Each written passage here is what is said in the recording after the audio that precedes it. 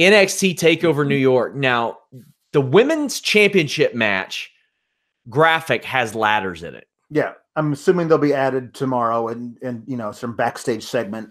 Yeah, we're gonna assume they are added. Shayna Baszler, Io Shirai, Bianca Belair, Kairi Sane. I think that somebody who is not Shayna Baszler wins this. Yes, and I just think it's somebody else's turn. I think it should be Bianca Belair. Yeah. And I think it should be Bianca Belair because I could see Io and Kairi competing for the tag titles soon.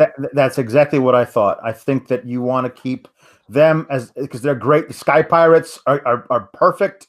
I suggested this last week on Twitter. I think that you could easily have a women's Dusty Classic kind of a thing with maybe with fewer teams or whatever, and whoever wins that tournament gets the first NXT shot at the women's tag titles. And then you do it June 8th at the standalone takeover in San Jose versus, hopefully Sasha and Bayley. That makes sense.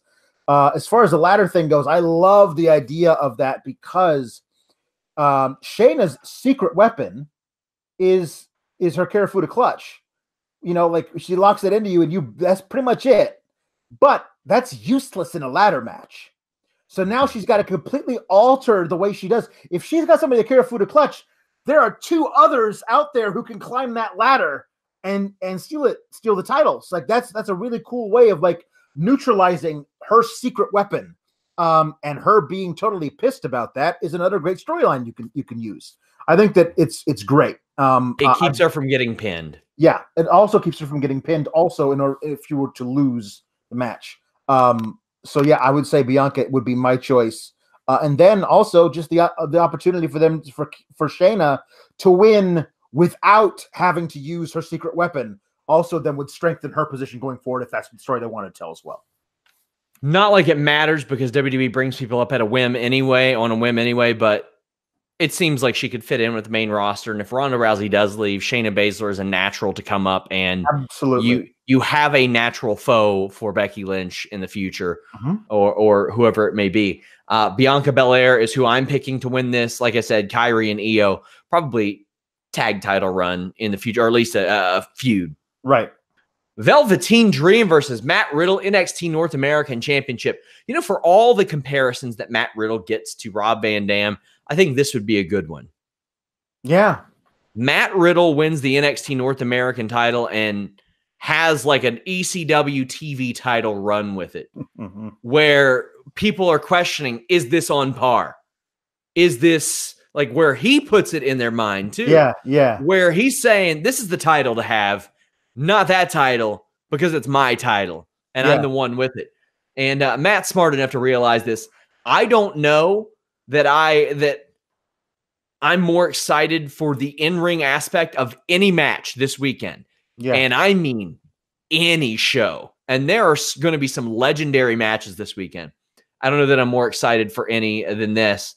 And I think it's Matt Riddle's time. I think he's winning this. Yeah, I think he's winning this too. I mean, the plans originally before the Tommaso Ciampa injury, if you can go back and look at graphics they had already produced, were for it to be a triple threat between Matt and Dream and Adam Cole, which I think would have been great as well. But I think that Matt was going to win that match as well. I think they see what they have with Matt Riddle, especially in NXT. I honestly don't have any clue if anybody should ever come up from NXT anymore. So like the Black and Ricochet are being used in a great way, but they're the exception. So I don't know what Matt would be on the main roster. I know what he would be in NXT. They're treating this guy like the star that he is. And I just love the thought of his style in ring, working up against Velveteen Dream style, which is just so much of a showman and all that kind of stuff. And also that he's completely fearless, Dream is. And so this is going to be a great match. This card is so stacked with such great things. And Friday is my Christmas. Yeah. Pete Dunne versus Walter, UK Championship. It's Walter's time. Dunne's had the title 600 and some days. Time for a new one, because I got to tell you, WWE UK has no buzz right now. Right. Negative buzz. Walter should carry that torch for a while. Yeah.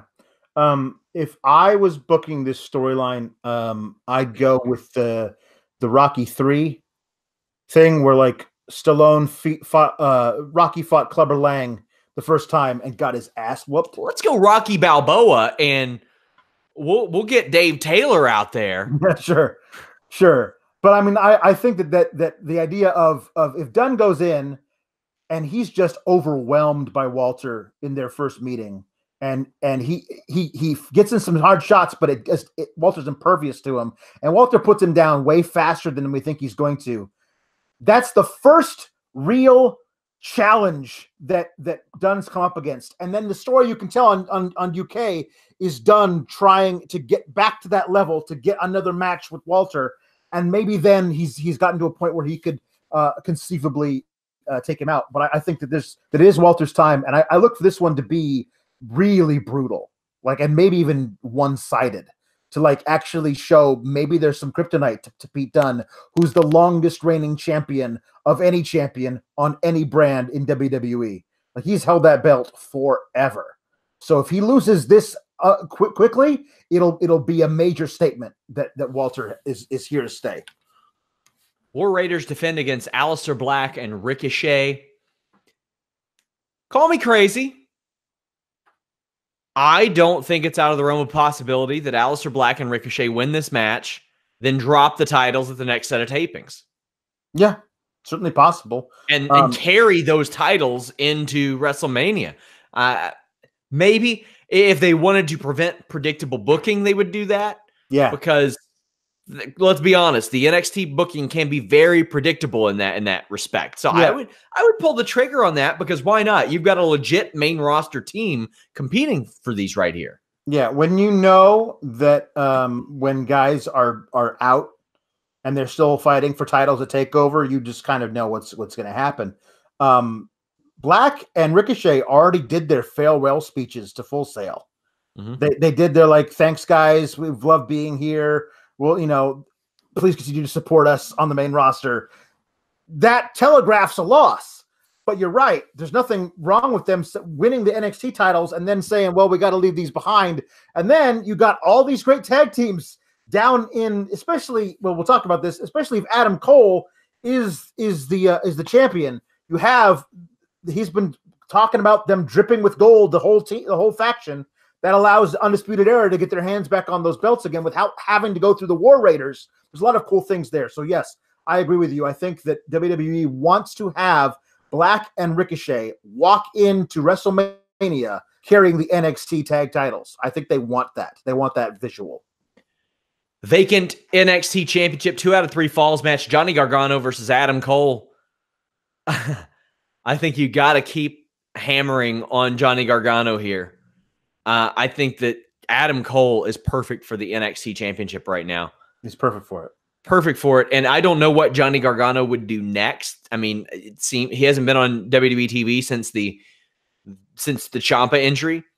By the way, which Triple H said they knew about the injury, but just figured, we'll get it taken care of after WrestleMania. Yeah. Adam Cole is right for this title, Alex, but I want to know what you think. There's two schools of thought. One is that I think that Adam Cole's time is now, but the other one is you have to believe that their plan was to finally end this thing between Gargano and Ciampa at WrestleMania Takeover, with Gargano finally beating Ciampa and standing tall and holding the belt over his head.